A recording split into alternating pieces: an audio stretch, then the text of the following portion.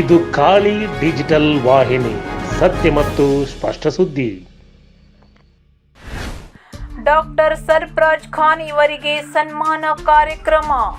ದಾಂಡೇಲಿಯ ಹೆಮ್ಮೆಯ ಡಾಕ್ಟರ್ ಸರ್ಫರಾಜ್ ಖಾನ್ ಇವರ ಗಮನಾರ್ಹ ಸಾಧನೆಗಳು.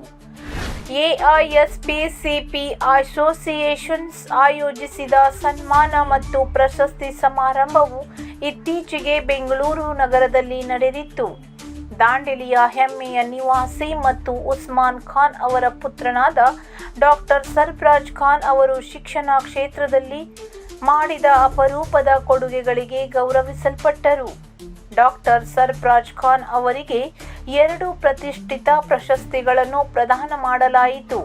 ಶಿಕ್ಷಣ ದರ್ಶನಾತ್ಮಕ ನಾಯಕತ್ವದ ಪ್ರಶಸ್ತಿ ಮತ್ತು ವರ್ಷದ ಪ್ರಾಂಶುಪಾಲರ ಪ್ರಶಸ್ತಿ.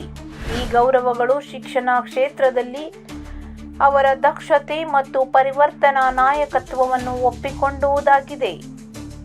ಪ್ರಶಸ್ತಿಗಳನ್ನು ಶಿಕ್ಷಣ ಕ್ಷೇತ್ರದ ಪ್ರಸಿದ್ಧ ವ್ಯಕ್ತಿಯಾದ ಡಾಕ್ಟರ್ ಎನ್.ಕೆ. ಸಿನ್ಹಾ ಅವರಿಂದ ಪ್ರದಾನ ಮಾಡಲಾಯಿತು. ಈ ಸಂದರ್ಭದಲ್ಲಿ ಮತ್ತಷ್ಟು ಗೌರವ ದೊರೆಯಿತು.